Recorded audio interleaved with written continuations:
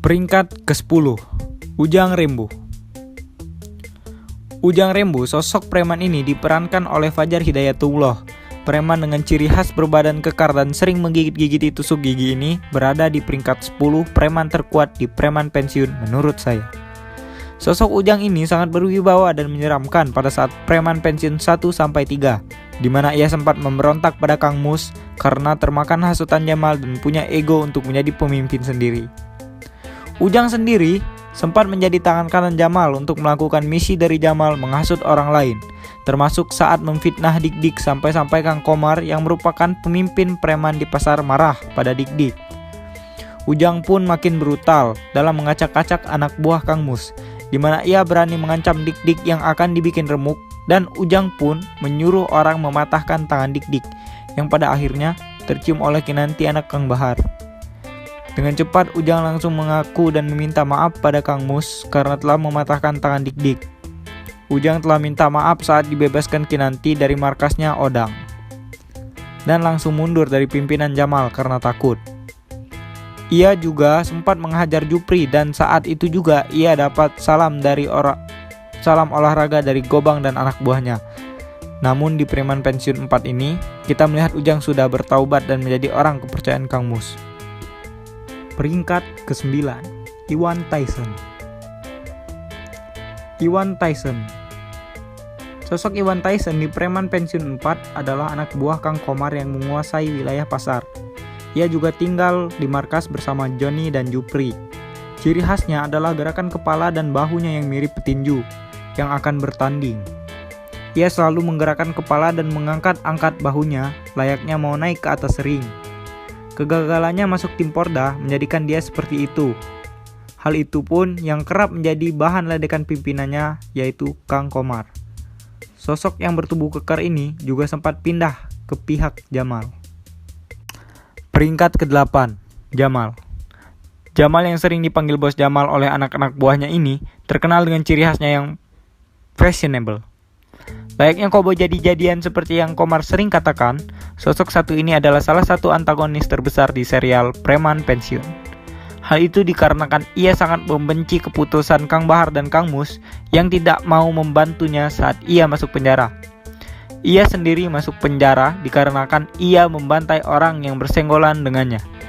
Penyebabnya ini diungkap oleh Komar saat berbicara dengan Dik-Dik. Si koboi jadi-jadian memang kurang ajar. Waktu dia mabok cuma gara-gara kesenggol, jadinya cekcok. Dia emosi, yang nyenggol digaplok, ditonjok, terus kepalanya diaduk tembok.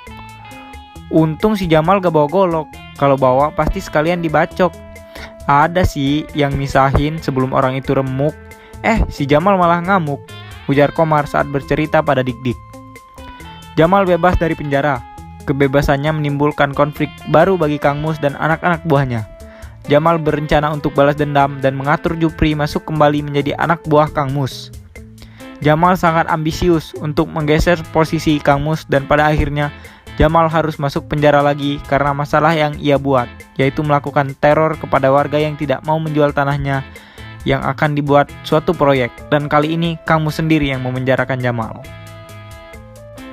Peringkat ke-7, Gobang. Gobang merupakan preman yang memimpin terminal menggantikan Jamal yang masuk ke penjara. Gobang sendiri adalah orang yang dibawa Jamal menjadi anak buahnya di terminal saat mengikuti bisnis Kang Bahar. Gobang sendiri memiliki ciri khas yang memukau, yaitu berkarisma stay cool namun tetap mematikan. Ia memiliki kekuatan otot dan juga otot yang seimbang untuk digunakannya dalam memimpin terminal. Gobang sendiri sering memimpin pasukannya dalam memberikan salam olahraga yang diperintahkan langsung oleh Kang Mus. Ia pun tak takut dengan mantan bosnya, yaitu Jamal. Hal ini diketahui saat ia mengobrol dengan Kang Mus di jembatan, di mana ia menunggu perintah Kang Mus untuk menghajar Jamal.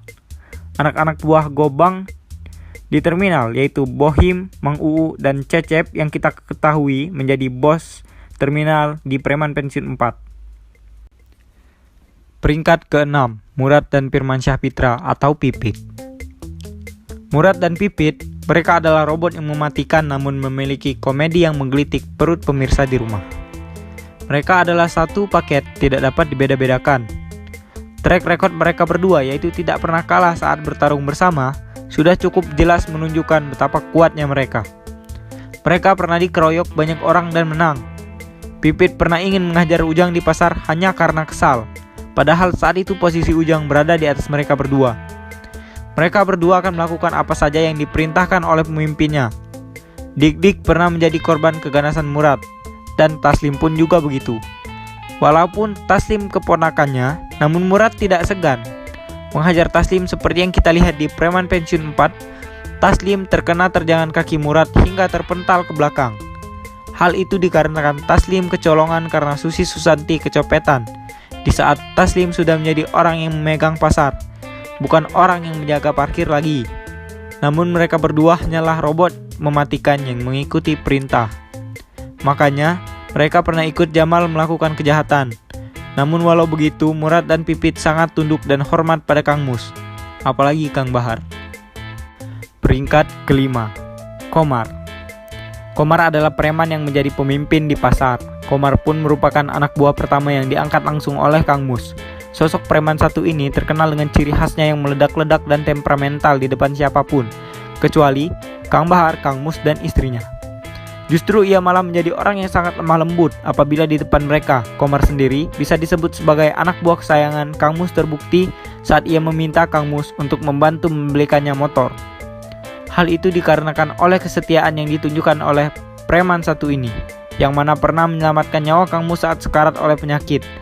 Saat Kang Mus terkena sakit DBD, ia menyelamatkan nyawa Kang Mus dengan cara menggendong Kang Mus dari rumahnya ke rumah sakit sejauh berkilo-kilometer. Karena saat itu tengah malam dan tidak ada satupun kendaraan yang lewat saat itu. Bayangkan pengorbanan dan kesetiaan Kang Komar ini yang tak perlu lagi kita ragukan. Seperti yang kita ketahui, Kang Komar tidak takut pada siapapun kecuali orang yang telah saya sebutkan tadi. Ini menunjukkan betapa brutalnya preman satu ini. Ia kerap kali ingin menghajar Jamal, namun selalu ditahan Kang Mus. Kelemahan preman satu ini bukan karena kepemimpinannya maupun kekuatannya, melainkan dirinya yang mudah tergoda oleh perempuan yang pernah dimanfaatkan oleh Jamal saat melawannya. Hal itu juga amat dibenci Kang Mus karena Komar sendiri sudah memiliki istri dan anak yang diberi nama Mick Jagger.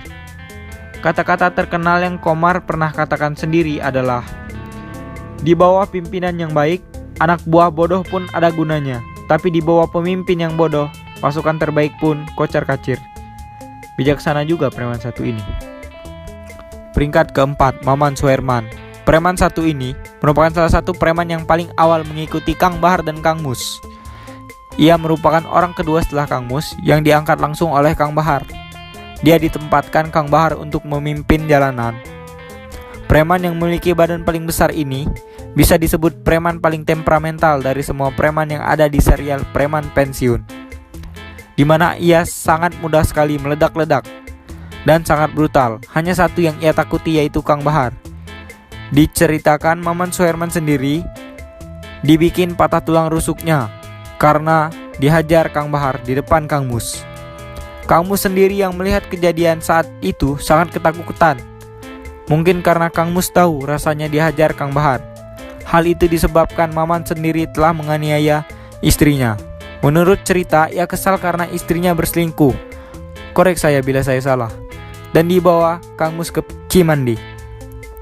Setelah itu Maman Suherman sendiri tidak pernah muncul lagi, dikarenakan takut dan trauma pada Kang Bahar.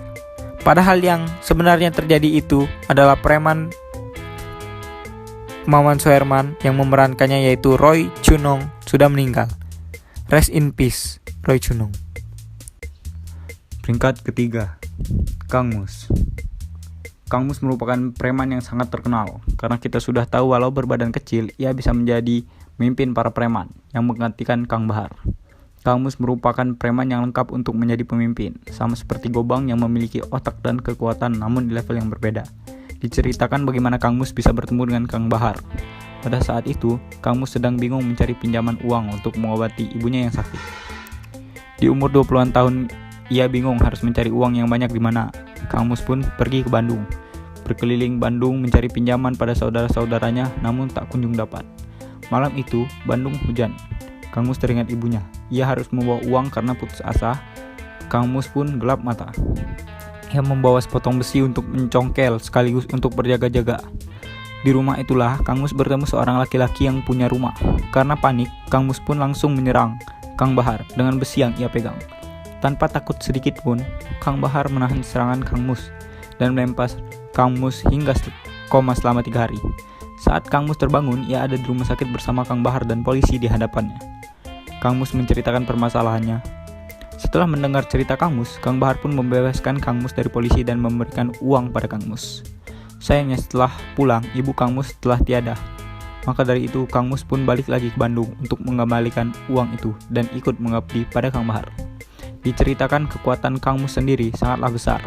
Murad yang terkenal sangat kuat pun hanya selevel kelingking Kang Mus, serta Komar pun tunduk dengannya. Ia kalah mudah pada Kang Bahar bukan karena ia lemah, namun karena Kang Bahar yang terlalu overpower. Berikut kata-kata bijak yang Kang Mus katakan. Kalau dia nggak suka kamu, jangan bikin dia terganggu. Kalau kamu bisa membuat dia jatuh cinta, jangan buat dia sedih. Ucap Kang Mus. Peringkat kedua, Kang Idris. Kang Idris, orang satu ini memang bukan seorang preman yang kita lihat aksinya, namun kita tahu kekuatannya karena ceritanya. Ia pernah mengamuk dan membantai satu kampung dengan goloknya. Namun ada seorang yang berhasil menghentikannya, ialah Kang Bahar. Ia hanya menahan serangan Kang Idris dan mencengkram tangannya hingga remuk dan tak bisa melawan lagi. Setelah itu dia masuk penjara, namun tak seorang pun datang menjenguknya kecuali Kang Bahar dan sering menemuinya. Karena itu, setelah keluar dari penjara, Kang Idris menjadi teman dekat Kang Bahar dan ia jugalah orang yang disuruh Kang Bahar untuk menemani Kang Mus saat Kang Mus sedang koma 3 hari karena dilempar Kang Bahar. Peringkat pertama. Seperti yang kita ketahui, kuatnya orang ini tidak lain dan tidak bukan ialah Kang Bahar, orang yang mengalahkan 2 preman yang sangat kuat, yaitu Kang Idris hanya dengan meremas tangannya dan Kang Mus hanya dilempar hingga koma. Kang Bahar disebutkan memiliki pegangan, yaitu cincinnya yang konon apabila dipukulkan ke perut seseorang akan membuat orang tersebut patah-patah 2-3 tulang rusuknya, dan tongkat berkepala naga yang ia bawa kemana-mana. Apabila dipukulkan ke orang itu bisa mati. Masa lalu yang diceritakan dalam dialog adalah bahwa Bahar dan temannya Bagja merantau dari Garut ke Bandung sekitar 1975 sampai 1976. Ketika dia remaja dan pergi merantau karena keluarganya di kampung sangat miskin. Di Bandung, Bahar remaja mencari nafkah sebagai penjual tahu, lepet dan telur asin di bus sebelum keluar terminal. Penghasilan Bahar kala itu tidaklah besar, hanya pas-pasan, cenderung minim. Dia menerima itu sebagai rezekinya. Tetapi yang tidak bisa dia terima adalah bahwa dia harus membayar pajak pada para preman. Bahar kemudian berpikir bahwa daripada dipungut pajak, lebih baik dia yang memungut pajak. Kemampuan bela diri yang dipelajarinya karena tradisi di kampung dan tekad yang kemudian muncul untuk bertahan dan berjaya di perantauan membuat dia kemudian nekat melawan para preman tersebut. Setelah itu, Kang Bahar menjadi sasaran utama para preman. Namun para preman itu dibantai habis oleh Kang Bahar, dan Kang Baharlah yang memegang terminal itu. Ia membuat sistem yang mana sama-sama menguntungkan untuk kedua belah pihak, baik pedagang maupun preman. Dan dia menyebutnya bisnis. 10 tahun pertama, Bahar hanya menjadi bagian dari kekuasaan sebuah jaringan premanisme. 20 tahun selebihnya, Bahar adalah pemegang kekuasaan yang mencengkam jalanan, pasar, dan terminal. Tangan kanannya adalah Muslihat, maling amatir yang masuk ke rumahnya sekitar 20 tahun silam. Muslihat berhasil ditaklukkan hingga tidak sadarkan diri dan baru sadar 3 hari kemudian. Di hadapan Bahar dan polisi, setelah tahu bahwa Muslihat mencuri demi untuk membiayai ibunya masuk rumah sakit, Bahar meminta polisi untuk tidak memproses kasusnya secara hukum, mengakui Muslihat sebagai saudaranya dan persoalan akan diselesaikan secara kekeluargaan. Muslihat diberinya uang 1 juta, pada waktu merupakan jumlah yang luar biasa. Setelah seminggu, Muslihat kembali pada Bahar dengan uang yang masih utuh. Muslihat bermaksud mengembalikan uang itu karena sudah tidak membutuhkannya lagi. Ketika dia pulang ke kampung dan membawa uang, ibunya sudah terlanjur meninggal. Bahar kemudian meminta Muslihat untuk bekerja padanya. Rasa hormat Muslihat dan kepercayaan Bahar membuat mereka tidak terpisahkan hingga 20 tahun kemudian. Muslihat kemudian merekrut Komar di terminal, yang sebelumnya pengamen yang ditolong Muslihat bekerja padanya karena gitar Komar hilang. Oke teman-teman sekalian, itu semua peringkat 10 preman terkuat di serial preman pensiun menurut saya. Sekali lagi, ini hanya menurut saya, dan ini semata-mata dari saya, bukan versi asli. Jika teman-teman punya versi sendiri, kalian bisa komen di bawah untuk koreksi akan ceritanya. Kalian juga bisa tulis di komen. Sekali lagi saya katakan ini versi saya atau ini menurut pendapat saya yang menonton preman pensiun dari yang pertama sampai yang sekarang keempat. Oke guys, thank you for watching. Jangan lupa like, komen, dan subscribe ke channel ini. Kalau ini bermanfaat untuk kalian, kalian boleh share juga ke teman-teman kalian. Oke, see you.